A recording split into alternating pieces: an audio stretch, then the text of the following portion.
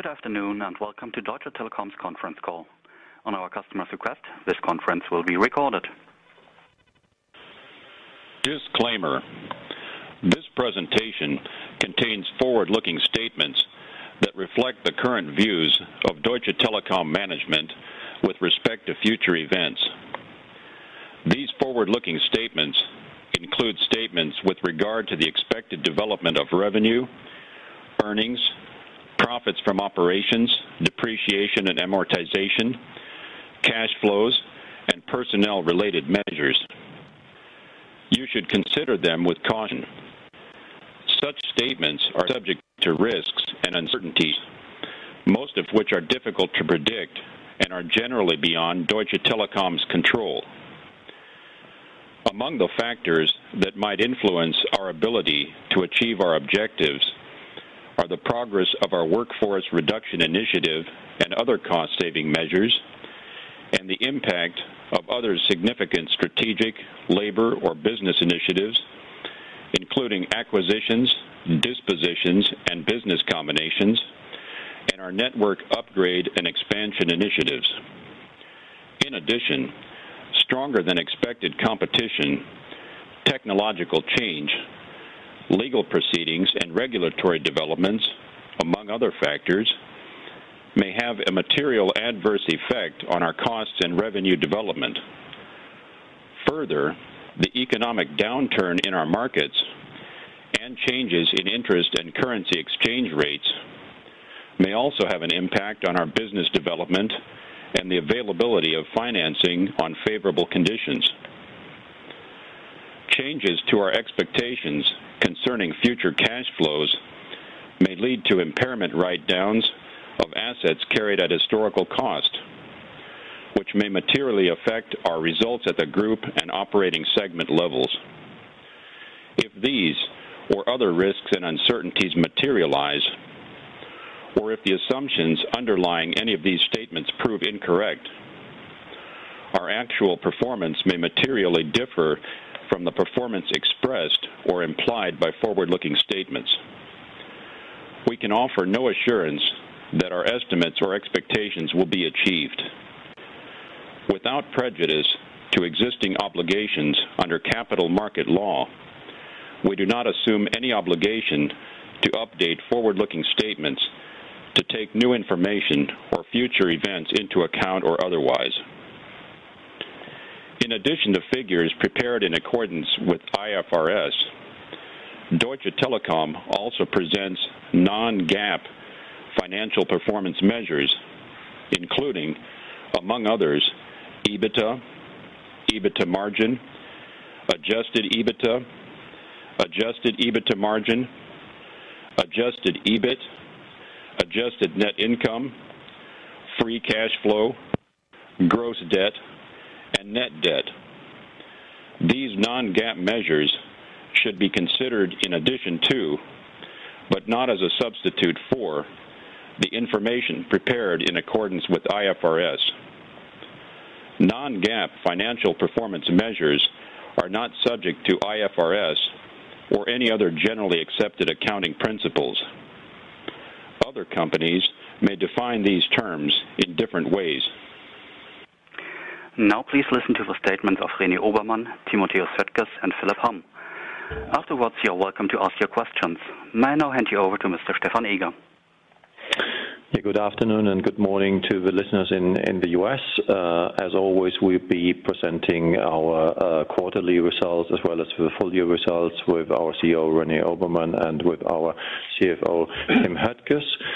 We will be having an extra session today with Philipp Hamm, our CEO of T-Mobile US, with respect to the fourth quarter results of T-Mobile US and also the way going forward in 2012. And after that, we, as usual, will be kicking in with Q&A. And as a starter, I would like you to restrict yourself to 2 questions per person. Having said that, I would like to hand over to René. Thanks, Stefan. Good afternoon, everyone. First of all, let me go straight into the results. First of all, we have delivered our full-year targets with an EBITDA of 18.7 billion and a free cash flow of 6.4 billion. Important to note is that this free cash flow figure does not include the cash element of the breakup fee received in December 2011.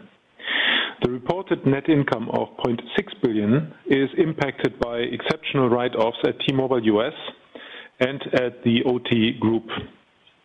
With our Save for Service program, we overachieved our targets already earlier than planned, with savings of 4.5 billion in 2010 and 2011. As a result of achieving our guidance, the management and supervisory board will again propose a 70-cent dividend per share to the DT AGM in May, which is in line with our 3-year outlook on shareholder remuneration. The main highlights for the divisions were as follows. In Germany, we defended our market leadership in broadband and mobile, delivered good growth momentum in important initiatives such as VDSL, Entertain, and our contract customers, while our line losses declined by over 20% year-on-year.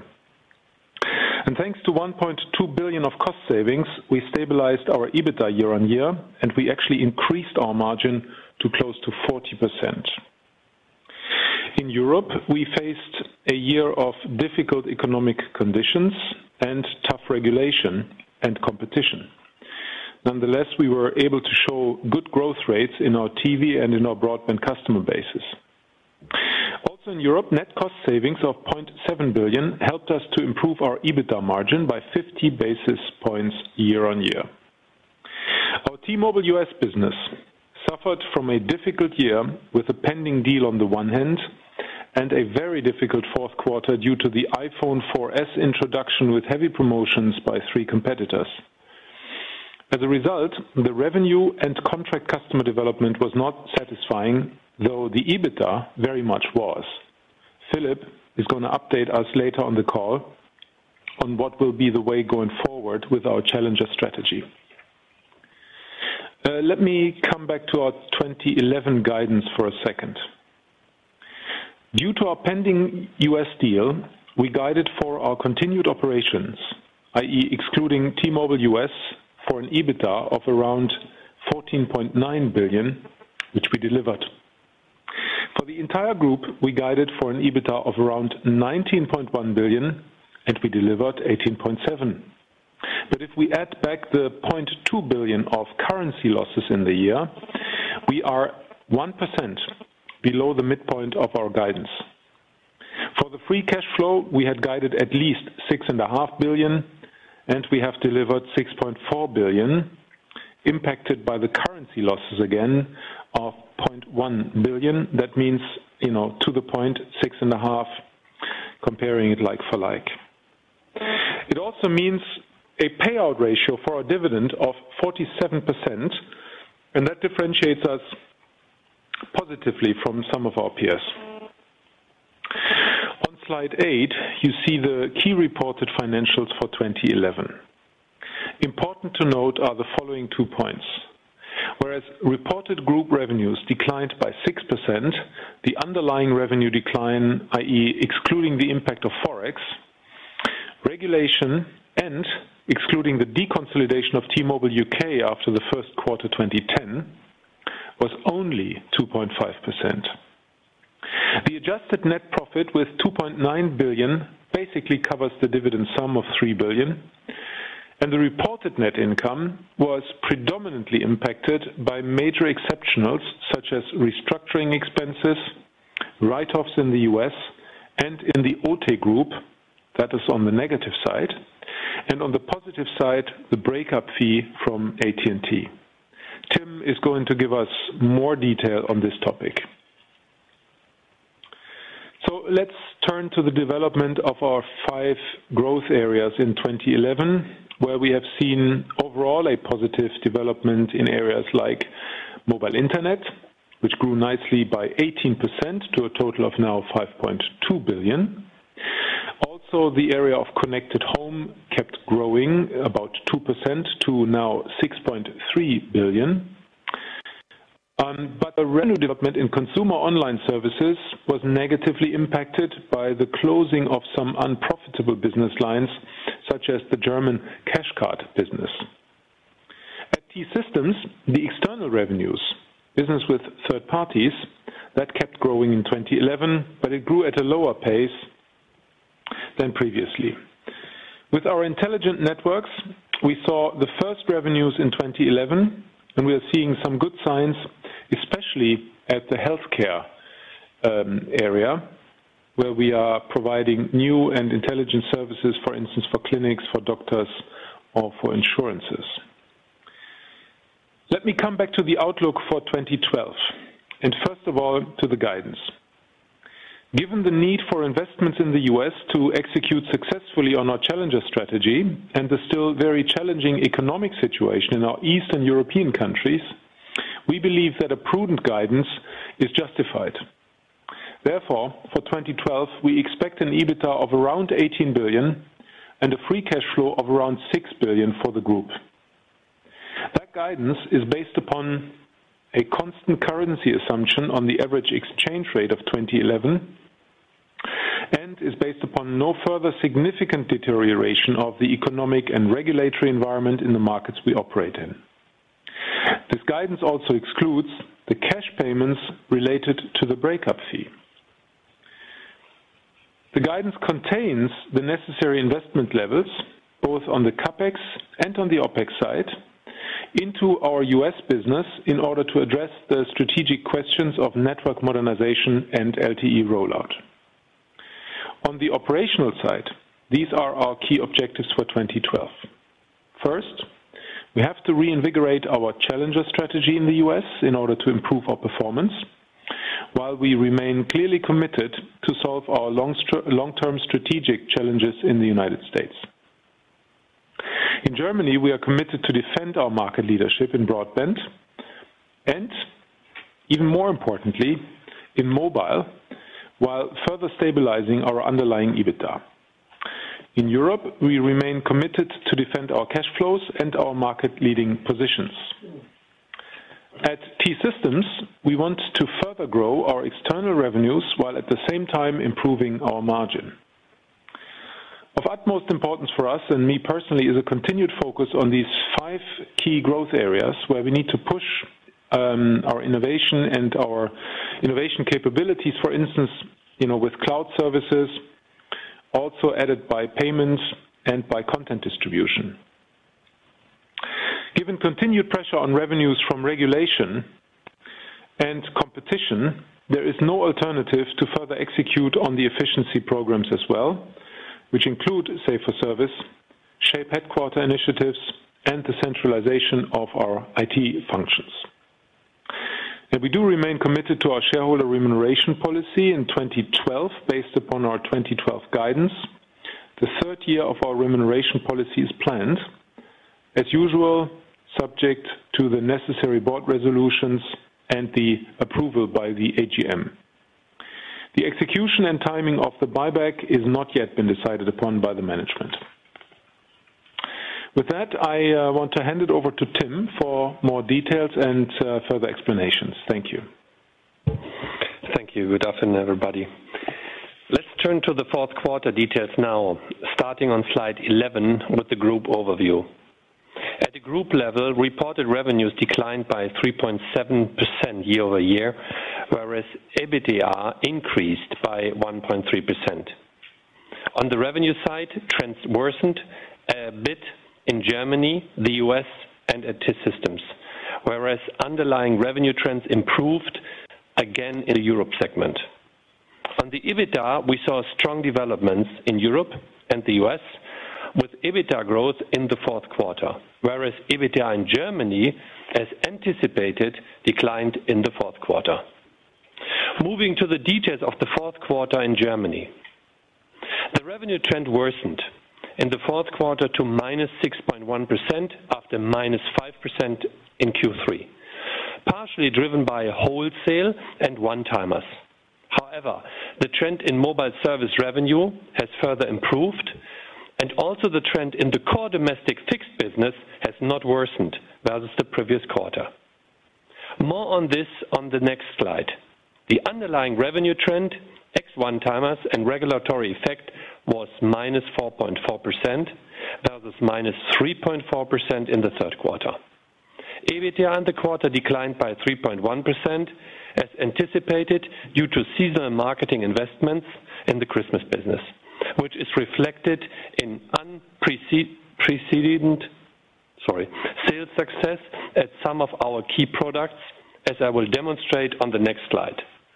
As a result, the margin sequentially decreased to 37.8%, which, however, is the 7th consecutive quarter of year-over-year margin improvement. Main driver for this is our excellent cost discipline, which resulted in an 8% OPEX decline year-over-year in the fourth quarter and full-year net OPEX savings of 1.2 billion. As said, the trends in our domestic core fixed business revenue were pretty stable versus previous quarter. The main reasons for the weaker Q4 revenues were, on the one hand, reduction of 98 million online value-added services, and other revenues, mainly due to the termination of our cash card business, declines in services like televoting and fee-based hotlines. On the other hand, revenues in our wholesale business declined by 11.6%, mainly driven by a one-timer due to a court decision related to ULL fees in 2003. Excluding these one-timers, the revenue trend was basically in line with Q3 at minus 8.9%.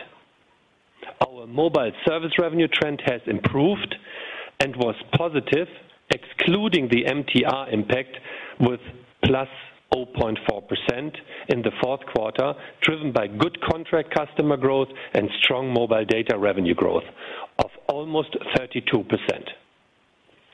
In the German fixed broadband market, we successfully defended our market share in excess of 45%, despite the lower net add share in 2011. Line losses were more than 20% lower than last year at 1.3 million, only 295,000 customers, of which in the fourth quarter. On the IPTV and VDSL customer side, we again made very good progress. We added 88,000 VDSL retail net adds in Q4 alone, more than 600,000 customers for the full year 11, an increase of almost 80% year-over-year. On the TV side, we added 177,000 Entertain net adds in Q4, out of which almost 100,000 came from our new Entertain via satellite offering. In total, we now have 1.6 million connected Entertain customers.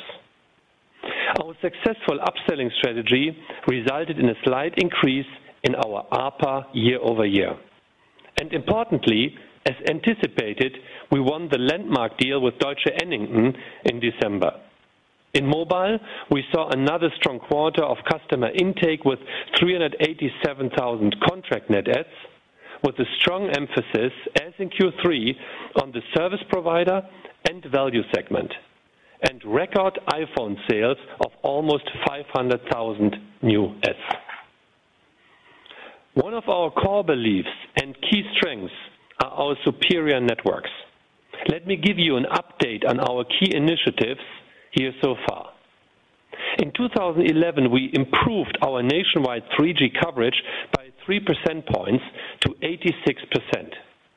Started our LTE rollout with a 14% pop coverage and have connected 83% of our 3G sites with fiber links.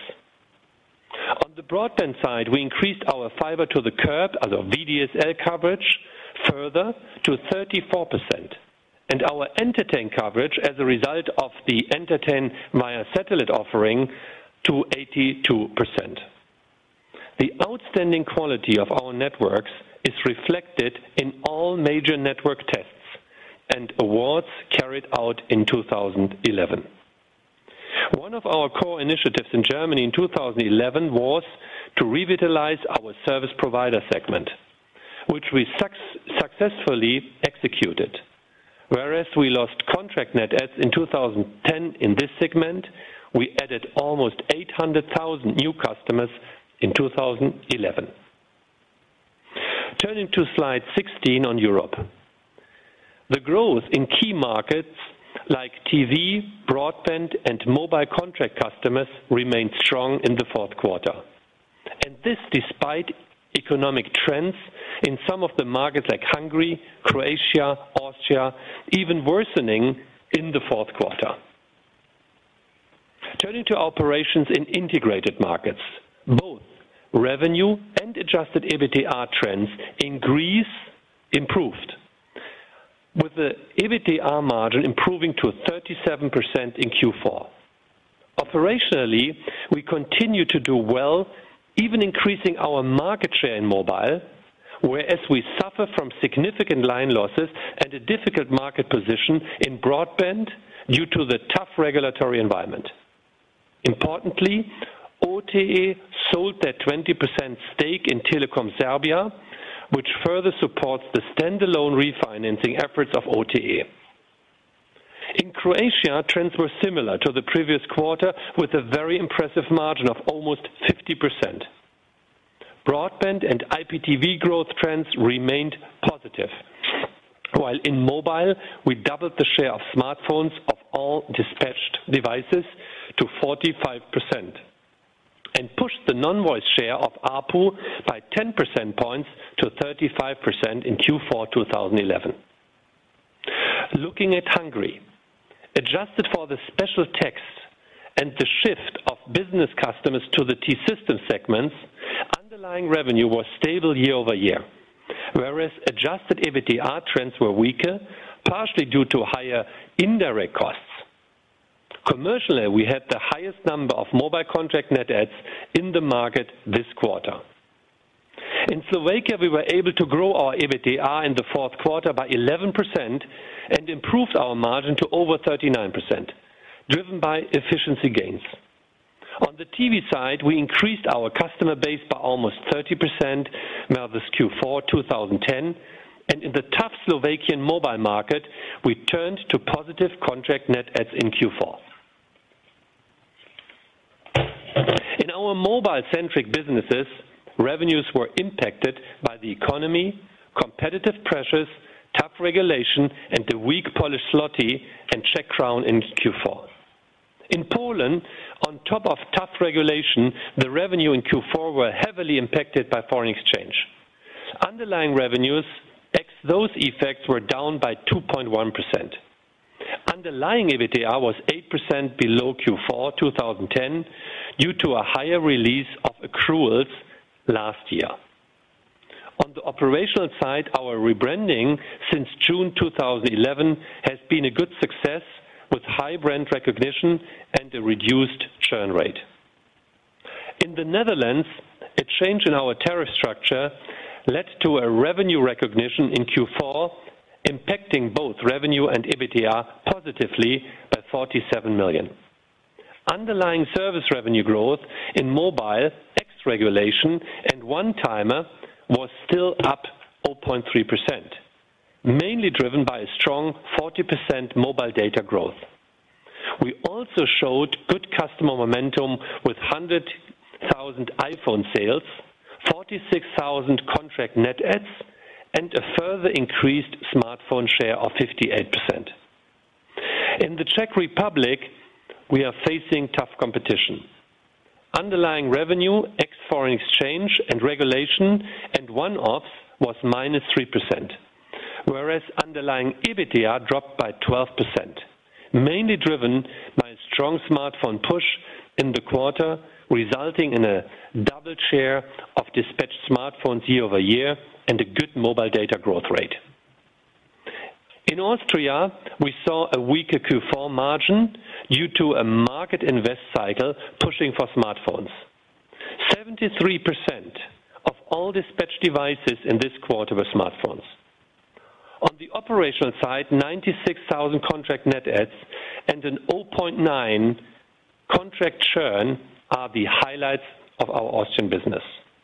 In this context, let me say a few words about our UK joint venture Everything Everywhere, which already reported results this Tuesday.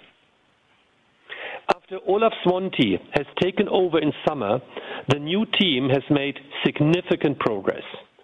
In full year 2011, we showed a 1.3 percentage points increase in our EBITDA margin to 20.9%. In the second half year of 2011, the margin was even at 21.5%. But also on the operational side, good progress was made. We had strong 313,000 new contract net adds in Q4, almost 900,000 for the full year 2011. Our smartphone penetration in postpaid went up to almost 70%. Our non-voice service revenues increased by 6 percentage points to 43%, and our industry-leading postpaid churn is now at 1.1% for 3 consecutive quarters. Furthermore, Everything Everywhere secured 875 million British pounds of bank loans in 2011 and issued its first 500 million bond in February 2012. And as an aside, DT remains fully committed to make Everything Everywhere a long-term success in the UK mobile market. Turning to slide 19 on the System Solution business. In System Solutions, we saw slightly worsening trends compared to the previous quarter, with revenues declining by 0.9% in Q4, mainly driven by lower internal revenues, whereas external revenues showed a slight increase. Due to successful cost savings of more than 700 million in 2011, EBITDA as well as EBIT margins improved throughout the year every quarter, with the EBIT margin reaching 5% in Q4, almost reaching last year's level. Turning to the key financial of the group metrics, page 21. Starting with the free cash flow.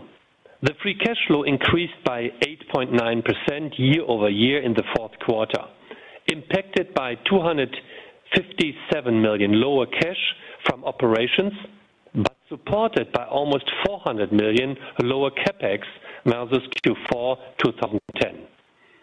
For the full year 2011, the picture looks the same, with lower cash from operations compensated by a lower year-over-year cash capex. The slight decrease in cash flow versus 2010 is due to 100 million currency losses in 2011. We are extremely proud to have overachieved our 2010 to 2012 saving target already 1 year ahead of schedule, with major contributions from almost all our segments, leading to over 2 billion of gross savings in 2011 alone. Most importantly, we also managed to reduce our group OPEX base by almost 7%, or over 3 billion in 2011, with net OPEX savings of over 1.2 billion in Germany, 0.7 billion in Europe, and 1 billion in the US, also supported here by foreign exchange. Let me be very clear. Though we are not communicating a new tranche with new target numbers today, we will continue with our Safer Service initiatives. On the contrary, we will even increase our efforts and reinvigorate our program this year. Our 2011 net income was impacted by several special items, which is why I would like to elaborate on this subject. As in previous years, the reported net income contains approximately 1.7 billion of restructuring expenses and over 300 million special factors attributable to minorities. At T-Mobile US, we had on the one hand a positive contribution of 3 billion euro from the breakup fee we received from AT&T, this is cash and spectrum, and on the other hand a negative impact from an impairment taken in Q4 for the US business of 2.3 billion. At our OT businesses, we had about 1 billion of impairment losses in Q4, predominantly in Greece and Romania.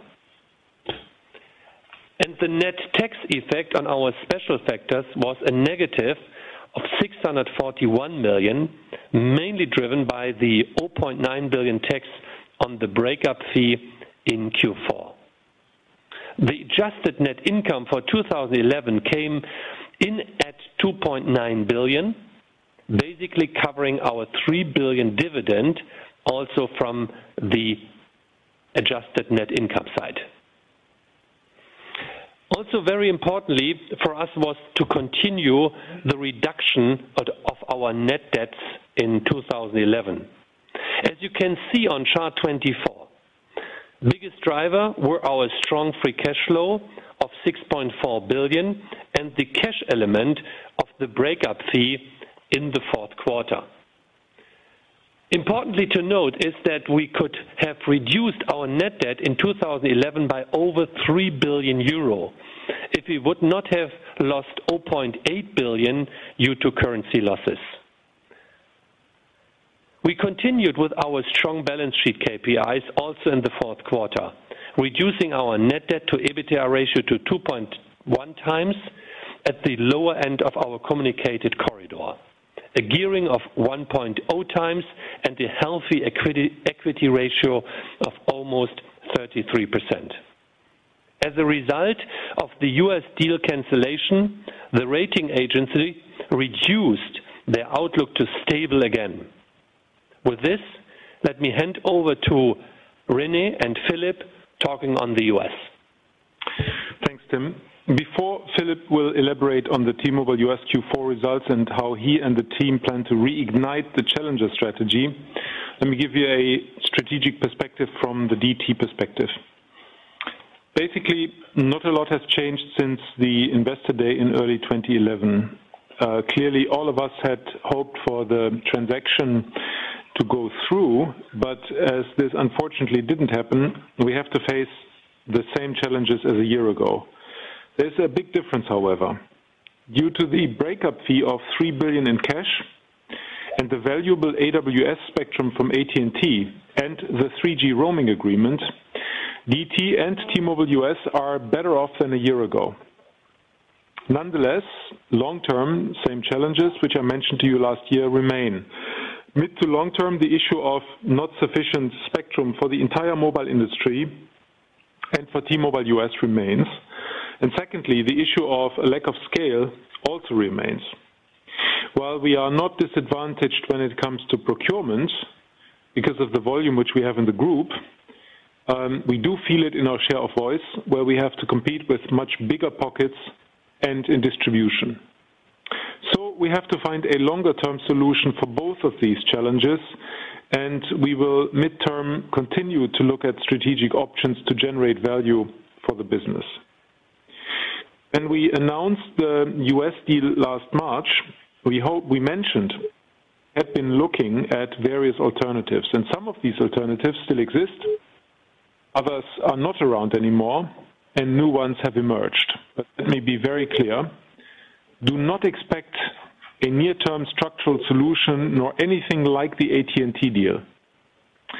The 2012 priority, therefore, should be to reinvigorate our Challenger strategy in the United States market, make use of the elements of the breakup fee to strengthen our competitive position, and invest into our network in order to roll out an initial LTE network and improve the quality of our coverage at the same time. And with that, I would like to hand over to Philip, who will now elaborate upon how we're going to do this. I think it must be in the middle of the night for him now, so Philip, go ahead, please. Yeah, thanks, René. It's 5 o'clock in the morning here in Seattle, and it's a dry day, so good morning, everybody. Let me start us out. Time to wake up anyway. Yeah, let me start us out with a quick overview of the fundamental metrics for T-Mobile USA. As you can see, it was a tough year for us in terms of revenue, but we were able to deliver solid financials. Despite the deal overhang, we stayed focused on our profitability measures and delivered improving year-over-year EBITDA over the course of the year. We finished Q4 with $1.4 billion in EBITDA, a 3.4% year-over-year improvement. You can see that this was driven by steady improvements of our EBITDA margin, which grew from 23% in Q1 to over 27% by Q4 in IFRS.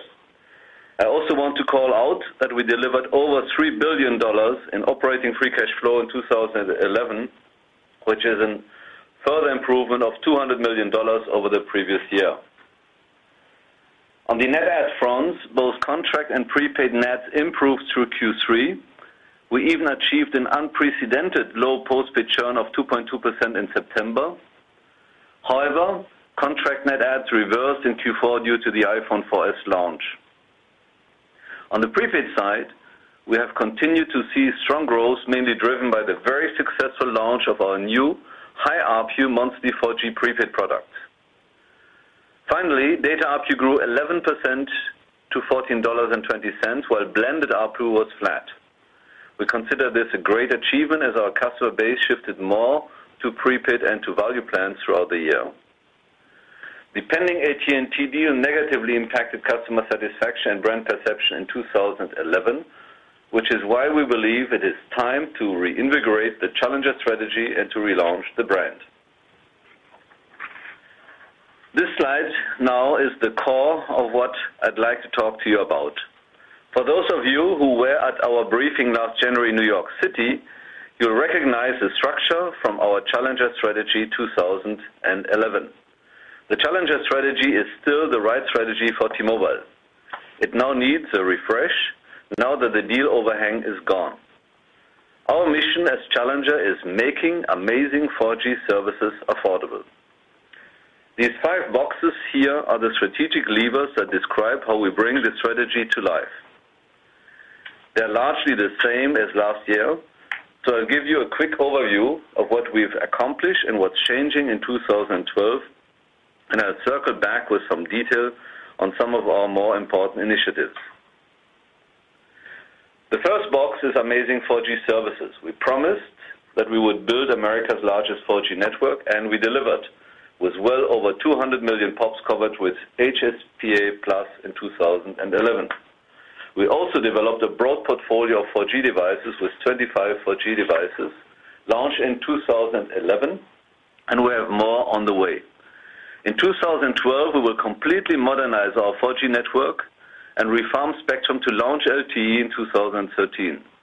I'll get into a little more detail on that topic later.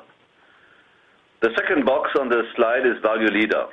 In 2011, we launched our new rate plans, especially the SIM-only value plans with prices as low as $49.99 for 2 lines, unlimited talk, text, and web. With these new rate plans, customers were able to afford smartphones, and as a result, smartphones now account for over 90% of device sales as of Q4. For 2012, we would like to continue building on that success, but we also know that affordability alone will not be sufficient. We need technology equities to be an integral part of our brand. So by Q3, we will relaunch our brand to become the best value in wireless. I have a slide coming up on that as well. The third box is Trusted Brand. We continued our J.D. Power award-winning record in the first half of 2011. However, our customer satisfaction score declined in the second half of the year while we were under the deal overhang. So 2012 is a rebuilding year for us. We're continuing on initiatives that we launched last year, like leaning hard into unlimited rate plans and finishing our store remodels to the new global design concept. In addition, we will also significantly expand our branded distribution footprint to drive up sales. The fourth box is multi-segment player. We launched our monthly 4G prepaid offering last year. This has been a big success and will continue to evolve that product in 2012. In addition, we continue to grow revenues with our strategic partner Walmart. Our big initiative for 2012 is an investment into B2B systems and in tripling our B2B sales force. I will talk more about B2B later. In our MVNO business, we have frankly suffered under the AT&T deal as we were unable to sign up new partners given the deal uncertainty. However, we are aggressively pursuing wholesale partners in 2012 and will create a mobile virtual network enabler platform to make it easy for new MVNOs to sign up with T-Mobile. The last box is the challenger business model. Last year we talked about our regional leadership structure, which allowed us to execute better at a local market level. We had also kicked off churn programs in our cost-saving program, reInvent. The 2011 reInvent program was quite successful, yielding approximately $600 million of saving. We'll ramp up churn and reInvent programs this year. We expect that reInvent will deliver approximately $0.9 billion of incremental savings in 2012, which will be used to reinvest into the market and to stabilize EBITDA. So that's the overview. I'd like to spend some time taking you through three of the biggest initiatives, starting with LTE. We are very excited to announce that we are launching LTE in 2013. Overall, we will be investing $4 billion in total into network modernization and LTE over time. Over the next 2 years, this represents about $1.4 billion in incremental network capex. The chart on the left is a quick representation of what we're doing, modernizing about 37,000 sites with multi-mode radios, tower-top electronics, and fiber running all the way up the tower to new antenna-integrated radios on many of our towers. This network modernization enables our network to deliver LTE connectivity for customers with download speeds up to 72 megabits per second. It also adds about 4 dBm of signal strength, improving in-home coverage by 16% or more, which should help drive down coverage-related churn. T-Mobile now has sufficient spectrum to roll out LTE with 20 MHz to about half of our 4G pop coverage in 2013, which represents about 75% of the top 25 markets. For most of our remaining 4G coverage, we will launch LTE with 10 MHz. The key catalyst of this build-out is the additional spectrum we are about to get from AT&T. Other enablers here are fast adoption of 3G and 4G devices, successful capacity steering with our new rate plans, and technological advances in network engineering. However, the core building block of the work is refarming our spectrum holding. This illustration on the right side of the slide shows how our spectrum refarming will work. Today we have about 54 MHz of spectrum. Roughly half of this is PCS 1900 MHz spectrum that is dedicated for GSM. The other half is AWS 1700 MHz spectrum on which we have deployed HSPA+. The bar on the right shows the result of spectrum refarming. We reduce the amount of 1900 spectrum being used for GSM, deploy HSPA+ in the PCS band, and make room in the AWS band for LTE. Also, with breakup spectrum from AT&T, our average spectrum holdings across the top 100 markets increased from 54 to 60 MHz. In addition to creating capacity for LTE, deploying HSPA+ in the PCS bands means that our spectrum bands will finally be harmonized with the rest of the US market and internationally. There are a couple of very nice side benefits. First, we can host international data roamers on T-Mobile's PCS spectrum and significantly increase our inbound roaming revenue. Second, and more importantly, we will be able to attract AT&T iPhone and other iPhone customers to the T-Mobile network with the promise of getting better service while saving money with our value plans.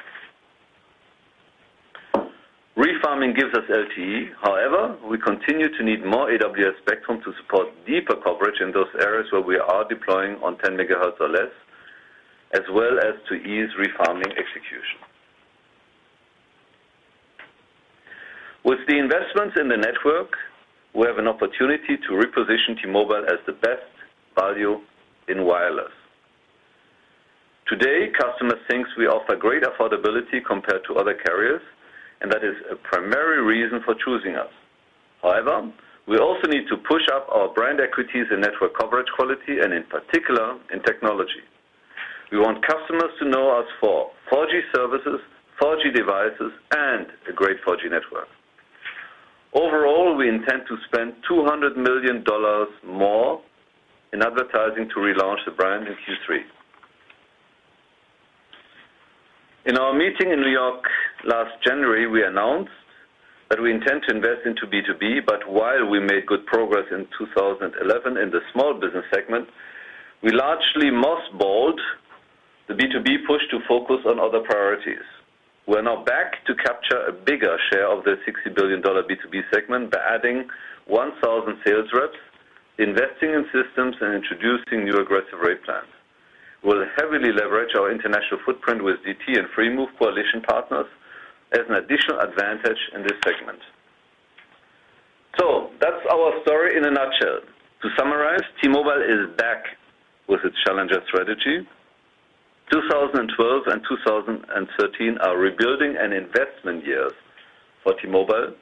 Our key focus will be to modernize our network, refarm spectrum, and build out LTE. We're also making investment in B2B and relaunching the brand in Q3. We expect to deliver 2012 EBITDA of approximately $4.8 billion, which includes 0.2 additional media spend, and our midterm target is to return to subscriber and EBITDA growth. Finally, we recognize that we need to strengthen T-Mobile US capital structure to build for the future and are therefore considering strategic options. Let me close by saying that we are convinced that we will get T-Mobile back to growth with a challenger strategy and that T-Mobile will become the best value in wireless. I look forward to keeping you apprised of our progress as we make amazing 4G services affordable for everyone. Thank you. Thank you, Philip. I think we start now directly with a Q&A session. If you'd like to ask a question, please press *1 on your touch-tone telephone. Then I'll announce your name, and when it's your turn to ask a question. Should you require to cancel your question, please press the # sign. And we'll be starting right away. And as far as I see, the first question goes to Mathieu Robillard from Exane. Mathieu. Yes, good afternoon. Thank you. First question with regards to Germany. When we look at the qualitative comments you make about the outlook for Germany in your quarterly documents last year and in the final one for the Q4, there's a little bit of a slippage in terms of the outlook for 2012 EBITDA, and you've also introduced a 2013 outlook in that document, which suggests that EBITDA in Germany could actually decline in 2013. Now, granted, that's a very long time away. What is interesting is to see that you don't really expect an improvement in Germany at this stage when you look at 2013, which may be a bit of a disappointment. And my question was, what has deteriorated or what hasn't gone according to plan throughout the year? It seems costs were very strong, cost cutting, so it has to do with revenues, but maybe if you can give us some color there in terms of how things have slightly moved down. A second question with regard to your ROCE targets. Back in 2010, you talked about the target of improving ROCE, which was due to a combination of improving EBIT and decreasing the asset base. I don't see a target here for 2012, but maybe if you can give us a little bit of color on how you see the ROCE evolve. Thank you. Thanks, Matthew. I start with a German outlook, and Tim then takes over with the ROCE. Well, first of all, on the 2012 outlook for Germany, and that is also included, as you're rightly saying, in our annual report out this morning.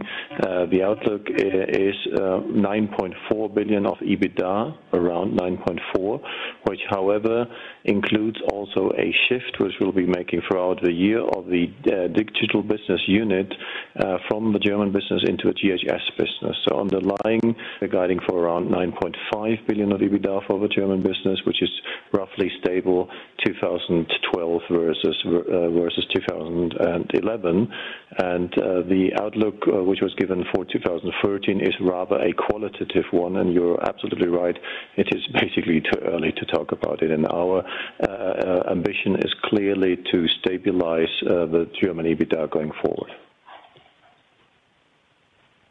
Matthew, with regards to the ROCE question, it was our target to improve the ROCE by 150 basis points until 2012. What we see in 2011 definitely is that we were negatively impacted in the ROCE with the impairments we had to face in the US and in the European businesses. Including these impairments and including the breakup, we have improved our ROCE, total ROCE, by 30 basis points compared to last year, but that is not yet, say, the 150 basis points we're aiming for. Now, considering the investments in the US, it is going to be challenging and difficult for us to reach the target by 2012. Nevertheless, it stays our group corporate KPI for midterm perspective to improve step by step the productivity of our capital employed. And we do in all areas, we are working on initiatives to improve the utilization of our assets or even to increase the value around the return on capital employed. Then I think we continue with Simon Whedon from Citigroup. Simon, go ahead. Hello, thanks very much. So my first question is on German CapEx. I think the annual report suggesting a slightly lower figure for this year, and I wondered how that sat with your ambitions for expanding fibre and fibre-to-the-curb footprint, and possibly also to do more deals along the lines of the Deutsche Annington deal. And on the US, I wondered if you could comment a little bit more. I know you have touched on it, but your Reinvent program is intended to produce another 900 million of incremental savings this year. Your EBITDA guidance suggests a decline of 500 million there, so you've got a significant wedge of extra budget to reallocate. You've mentioned the 200 million and going on the brand relaunch. You mentioned hiring more staff in business to business, but I wondered if you could just fill out the gaps there a little bit on where that extra spend is required. Thank you. Hi, Simon, René here. The ambition for fiber is pretty much unchanged. Last year we covered about 169,000 or so households, and I think we did that in 9 cities, and this year we're going to continue in about 12 cities to build out the network, probably in the same ballpark, households covered again. We do this in a very targeted way. You will see the first customers this year having internet speeds of 200 megabit download and up to 50 to 100 megabit in upload. So the program is running. On top, we will speed up the LTE coverage because that is very much a strategic long-term objective to be leader in mobile broadband, and therefore LTE is very important, but that is less costly. Overall, the 3-year CapEx scheduled was around 10 billion-ish in that ballpark for Germany, and I think we even overspent slightly in the accumulation of those 3 years. So the program on building out the broadband is going on in a very targeted way. We're looking to pre-sell and going into areas which make sense, where we can actually win customers, and we're doing it in a more targeted way than initially anticipated. But I do think that makes more sense. On the US, the Reinvent program, maybe it's best if Philip discusses that in more detail. Philip, are you online? Yeah, on the Reinvent side, so as I said, we expect an incremental saving for Reinvent in 2012 of 0.9 billion. The decline and that will be used to cover on one hand, obviously, an additional investment into media at the 0.2 billion, cover continued revenue pressure, and cover also cost escalators we have on different areas. Thank you, Philip. I think we continue with Fred Boulan from Nomura. Fred, are you on? Well, Fred has to wait, then we continue with Ulrich Rathe from Jefferies. Carry on the US, first of all. I guess it's a little bit early days, but if you could, I mean, do you think you can stabilize the contract base ahead of the LTE launch, or if it's that's going to be a bit ambitious? And secondly, if you can comment on potentially securing the iPhone in the US market. Yeah, I think this would put undue pressure on Philip to ask him to stabilize the contract base ahead of launching LTE. I think we will face some further churn on the contract side in the quarters ahead. But however, as you can imagine, we're doing our best to reduce the churn numbers and to work against that trend without having the iPhone.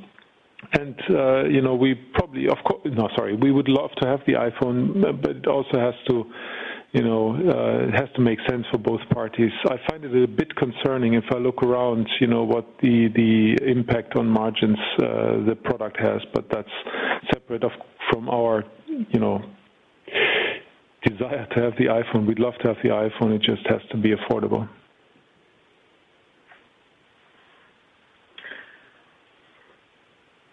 Thanks, René. Then I think we'll continue with Ulrich. Ulrich?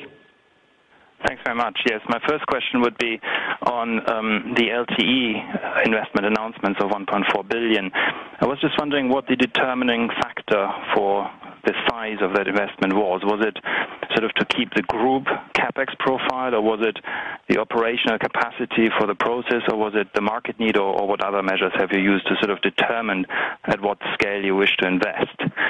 And the second question is with regards to Germany, the mobile service revenue trend there.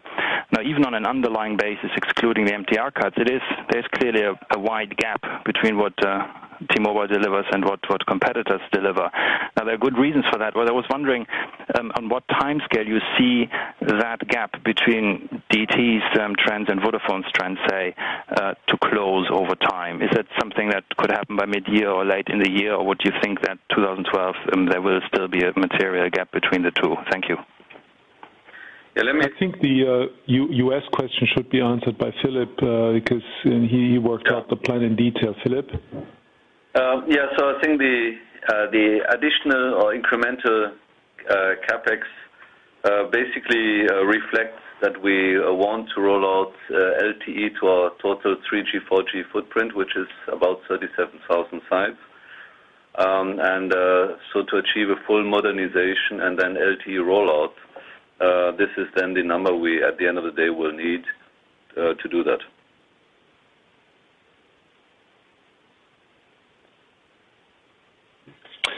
On the Vodafone side or on our service revenue side in Germany, you know, that is something I also look at with big attention, and I think a couple of effects have shown have been visible in the last quarters. There's the iPhone catch-up effect. You know, Vodafone didn't have the iPhone for a long time, and then they got it, and now you see some catch-up in revenues because of that. However, we remain in the lead with regards to mobile internet. Our growth rate was bigger and better than competitors, which is good. On the other side, there was some aggressive moves on the B2B side by our competitors. Bottom line, you know, we're not standing still. We're not watching this continue to happen. You know, we'll defend our market leadership in wireless broadband and in wireless in general. But it's always a head-to-head competition with Vodafone, and that's okay as far as I go, as long as, you know, the market is still an attractive market and the margins are still attractive, and that is the case in Germany. Thank you, René. We'll continue with Hannes Wittig from JP Morgan, please. Yes, good afternoon. Thanks. My first question relates to the spectrum situation. Of course, you have a fair amount of upper frequency spectrum, which you are putting to better use. The question, however, would be whether you'd be interested and how significant it is for you to have sub 1 gigahertz spectrum, which of course, based on forthcoming legislation, might be available for you. So how much of an necessity is that from your point of view, and how interested, therefore, would you be in such spectrum? And the second question is whether you intend to pursue the value plans with the same intensity going forward, or whether you'll be more mindful of potentially long-term dilution is attached to such plans. Thank you. So let me take the US question. So I think the first one, we continue to be interested in below 1 gigahertz spectrum, as it would obviously improve the efficiency of our networks. Everybody knows you need less sites with lower band spectrum. And we would look at whatever is on the market and then decide on that basis. We will continue to focus on value plans and on further optimizing our value plans. They are today, from a customer lifetime value, pretty close to our classic plans, and we're trying to fully close the gap so that the value plans are long-term accretive as well. Thank you, Philip. The next one would be Peter Kurt Nielsen from Cheuvreux. Peter Kurt, please. Thank you very much. A question on German broadband, please. René, you mentioned earlier that you're committed to defending your market share on broadband. I seem to recall that at the call 1 year ago, you mentioned that 30% sort of share of net adds, new adds, was sort of a pain threshold which you wouldn't want to move below. You seem to have moved slightly below that level now. Have you taken or adopted a slightly more relaxed attitude as to market shares as market growth is coming down? Are you happy basically to see the remaining market growth, the bulk of this, going to your competitors in Germany? And my second question just relates to the dividend. You mentioned on this call that the dividend for 2011 is broadly covered by adjusted net income. I guess that from the guidance for 2012, that will not necessarily be the case for next year. Is that likely to be an issue with the board when determining on the 2012 dividend? Thank you. Peter, 26% net adds is not something I'm excited about. Let's be very straightforward and open. However, put things into perspective. The overall growth in the market has come down significantly. If you look at what happened over the last couple of quarters, the altnets hardly moved up. The cable guys grew, I think, by 200,000 or so, and we grew by 100,000. So overall, we kept our share at 45.5 or so percent, and in that ballpark, we'd like to keep our share. So the relative meaning or the relative impact of the net add share, the net add market share, it has diminished, and that is what makes me a bit more relaxed. But to be very honest, I like to win, and I don't want the company to be seen as losing share. So I'd rather have the team keep their focus on having a decent share of the market. And again, the prime objective is to retain the share at around 45%. And the dividend question, that probably is better for Tim to answer. Yeah.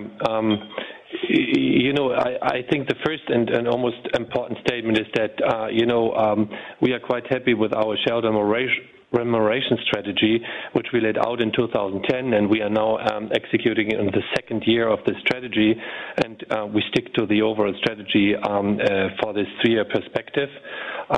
We have yesterday, discussed it with our board, and we make the recommendation to the annual meeting that we pay out the dividend of 70 cents for 2011 soon, and after 1 month in 2012, we are not even speculating on the dividend which get paid out then in mid of 2013. Nevertheless, if you look to our dividend coverage with regards to the free cash flow and compare us with all our peers in the European sector, you will find out that we have a good coverage and a good cash flow profile, even including the investments for the US. And therefore that should give you some certainty around, let's say, the perspective for 2013. Thank you very much, Tim. We carry on with Matthew Bloxham from Deutsche Bank. Yeah, hi there. A quick question on German mobile. The contract minutes of use were down about 6% in Q4, which is quite a sharp drop versus the previous quarter. Is that just a mix effect, or is there something more significant going on there? The second question, I guess, is again just around the US. You've acknowledged the need for more spectrum over the midterm, and you're clearly kind of playing a bit of a balancing act at the moment about how you fund the investments in the US. I mean, if spectrum was available in the near term, what's the current thinking about how that's funded? I know in the past you've kind of expressed a desire for the US to largely kind of fund itself, but do you kind of see that as possible if a big lump of spectrum was available? Thanks. So on Germany, you're referring to mobile contract minus 6%, and my team here says you are talking about mobile minutes, although I'm not sure I fully get that question right. But mobile contract numbers of customers has gone up. About a fourth was with our own retail customers, our own branded customers, and three quarters were service provider customers. So what is the point here? I don't get the question. Average minutes of use per contract customer in Germany minus 6.3%. Okay, now I get it. Okay, so customer. All right. This probably has been impacted the most by the fact that the customer base was pretty much impacted by a strong increase of the service provider customer base, and that may have a different use profile. And we also increased the number of kind of flat rates tariffs into the base. So I guess these effects are the biggest contributors to that.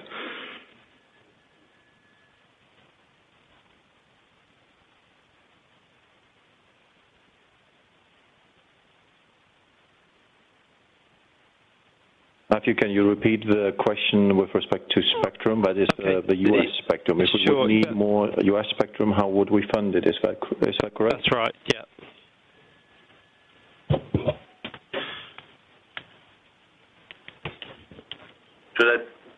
Do you want to take that, Stefan, or should I take it?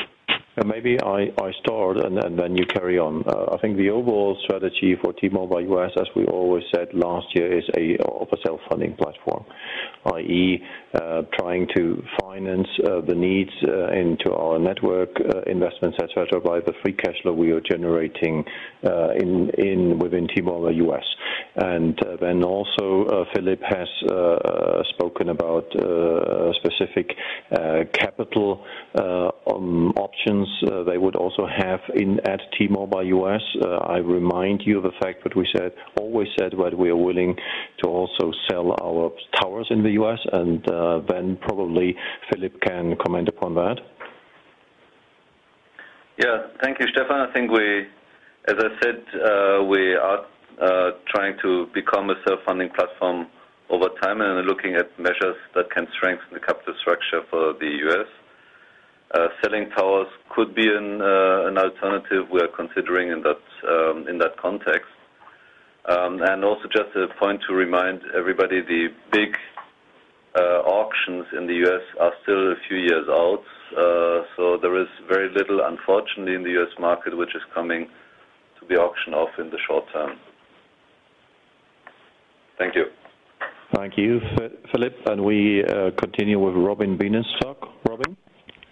Yeah, thanks very much. I guess I have a question really about the unlimited plans, and given that the spectrum auctions are still a way off, first, what is the average data consumption on your unlimited plans? And if you continue in this process, at what point would you expect to run into spectrum constraints? And second, what's the risk of service disruption to your existing customers as you start to refarm your existing spectrum?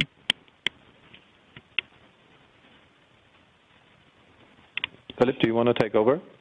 Yeah, on our, maybe just to answer the first question, our superphones with more than 1 gigabit of data consumption, which is very, very strong usage from our customers. We have extrapolated overall data need going forward, and relative to the estimates we had back in early 2011, we actually expect data demand to be lower. And the reason for that is that we do a very good job with our rate plans in really steering traffic. As you know, we have built in throttling after a certain threshold, and that has proven to work out very, very well. The second part of the question I didn't get. If you could kindly repeat that. Question was just to what extent you're risking service disruption on your existing customers as you start to refarm your spectrum? Yeah, I mean, refarming the spectrum is obviously a difficult process to go through. We will do everything we can not to have a negative impact on existing customers. So we are very, very mindful of that and are going through very detailed testing to make sure that that does not happen. Thank you. You're welcome.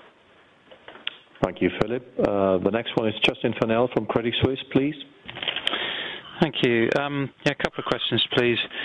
Just to fill in a bit more on that last question, the refarming challenge. If we go back to slide 29, and I know it's illustrative, but it helps frame the question. If we look at the PCS GSM black part of the left-hand column, what proportion of your voice traffic is going through that part of your network?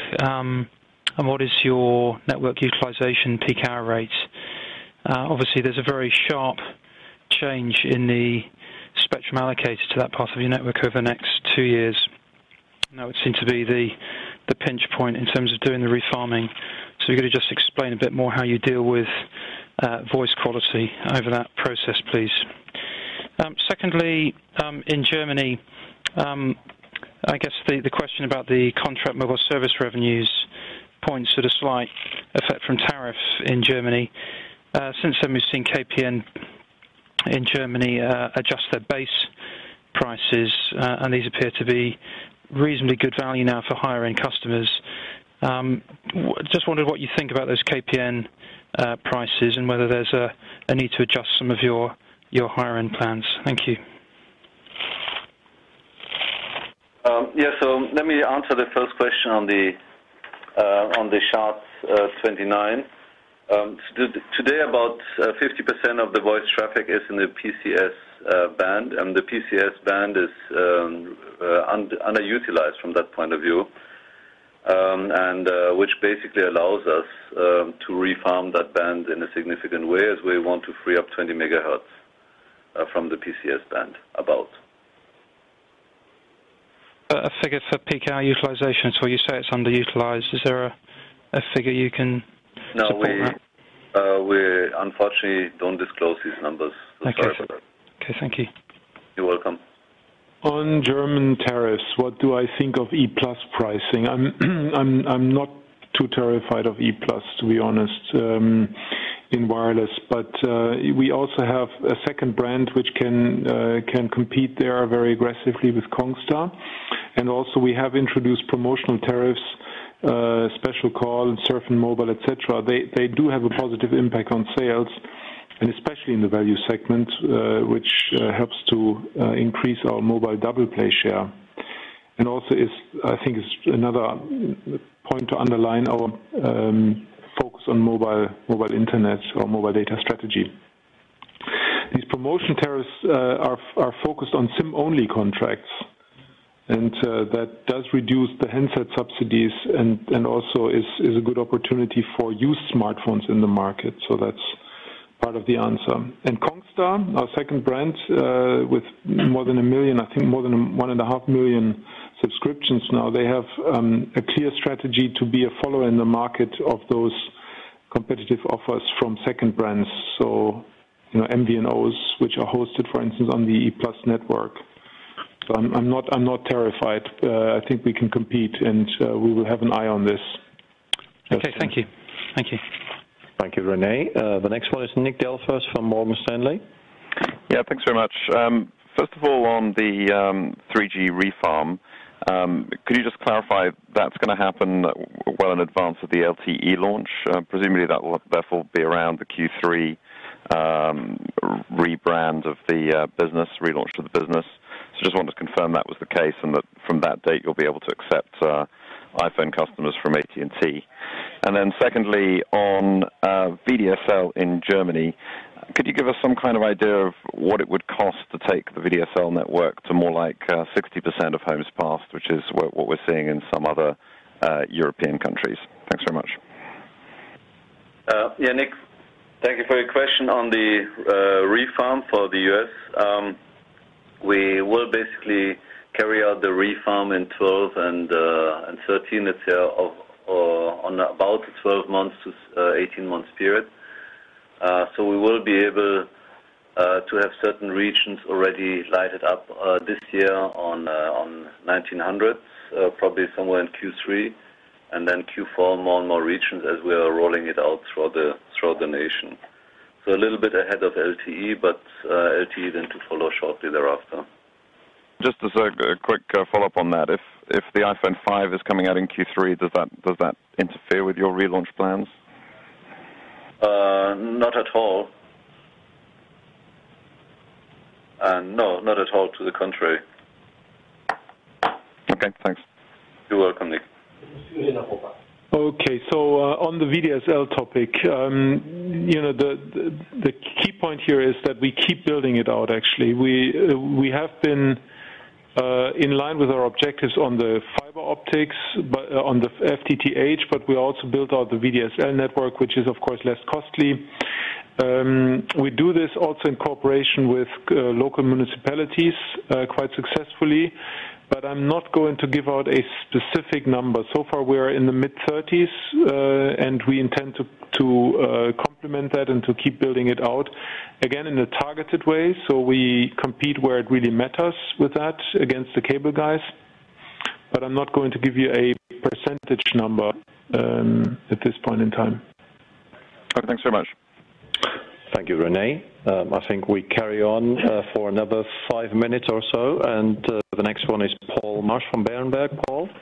Yeah, thanks. Maybe just following on from that VDSL question, given that the EC is currently deliberating on its consultations to try and stimulate more investment in fiber, do you think there's anything that you could see coming out of this process that would encourage you to shift the technology strategy from VDSL to fiber to the home, fiber to the building?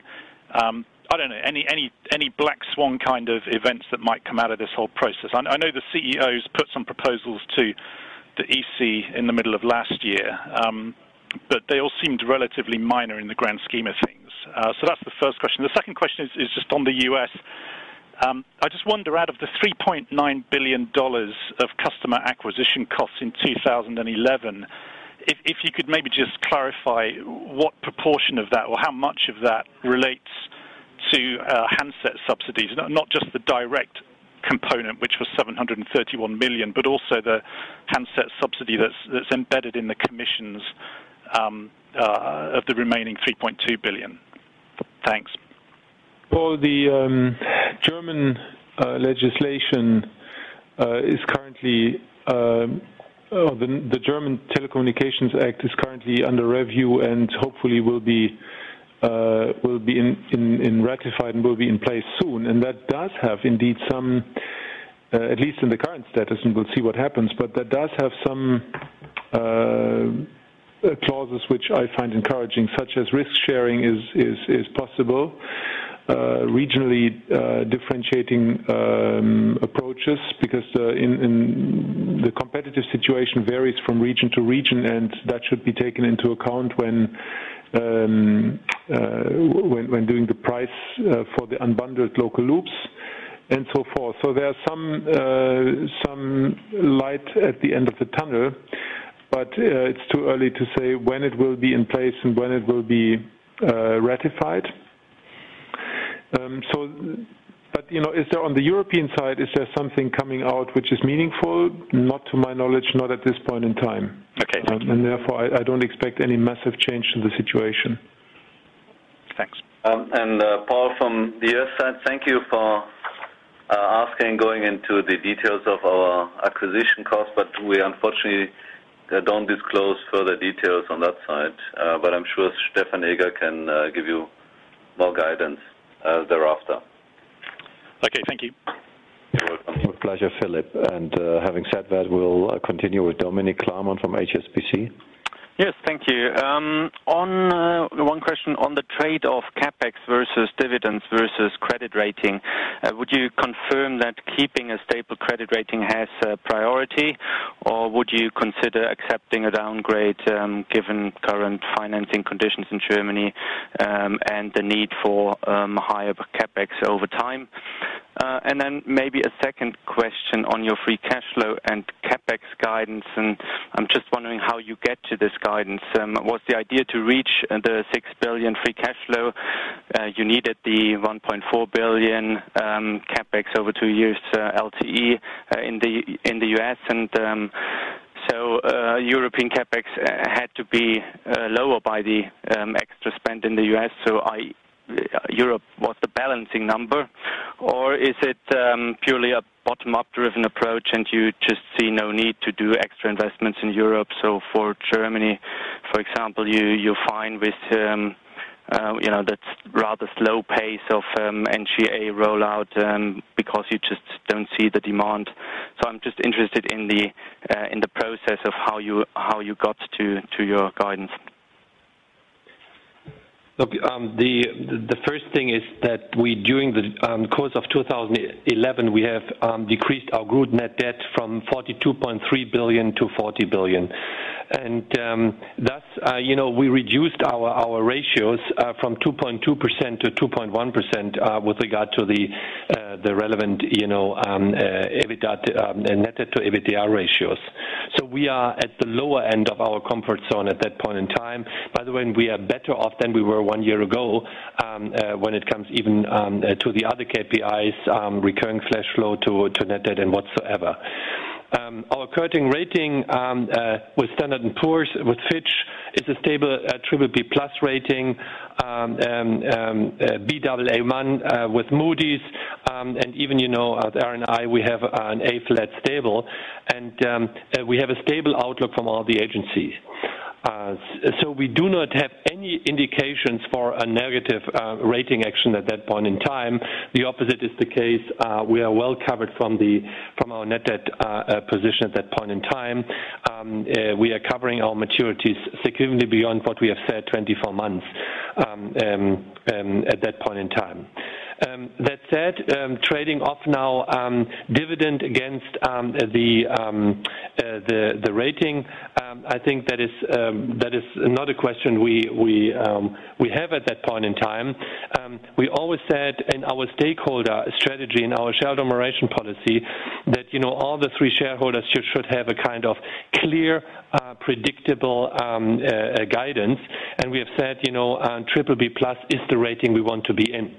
And I do not see why we should, get out of this range with the planning we have for 2012, respectively. Now, talking about the free cash flow guidance for this year, 18 billion of EBITDA, in the vicinity of 8 billion net cash capex is planned for this year. We have 2.3 billion of interest payments. We have to deduct, something in the vicinity of 0.7 billion cash taxes. And we have something like restructuring payments, which we have seen as well in the respective last years of 1.4 billion. Plus, we will receive a dividend coming from the UK of something in the vicinity of 0.4. This is, bringing us exactly to a free cash flow position of 6 billion, which we have forecasted, including the additional capex, the 1.4 billion incremental capex for the LTE refarming case in the UK. So with that, I think the 6 billion is, as it always was in the last years, is achievable from a free cash flow perspective. And with this free cash flow, we could easily, cover then the dividend payment. And as well, we are further working on reducing our net debt basis here and keeping the coverage of our BBB+ rating as well.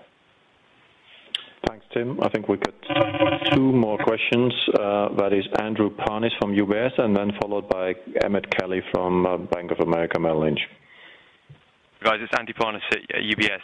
The first question was just a quick follow-up on German mobile. I just wondered, with this sort of the increased focus on sort of the service provider or the low-cost brands, what internal churn are you seeing between your main T-Mobile brand in Germany and then some of the Kongstar brand and some of the other lower brands as customers move from maybe higher price plans to lower price plans? And then the second question was just on the US. I wondered, are you able to say at all around the strategic options? What the preferred option would be in the US, or what exactly you are considering for the business in the medium to long term? Thanks. We're not actually doing this differentiated reporting on the churn side, but quite naturally, the churn on the direct customer side, on the branded customer side, Andrew, is much lower than the churn you can expect from third-party distributors, in particular MVNOs or so. So the churn on the branded customer side is lower in general.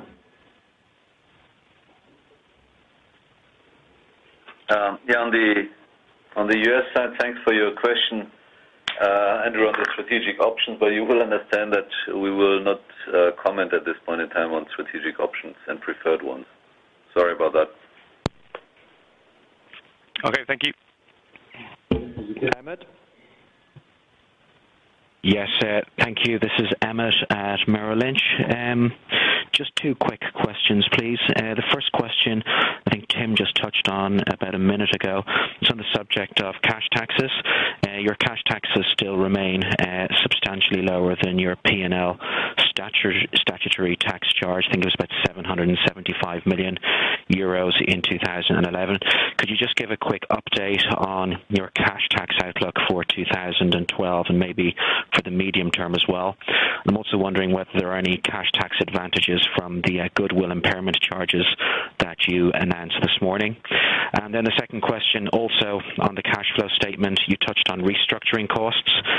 Obviously, the severance payments, early retirement and partial retirement are still a bit of a drag on cash flow. Again, could you just give a quick update on where you see those coming out in 2012 and also over the medium term? Thank you.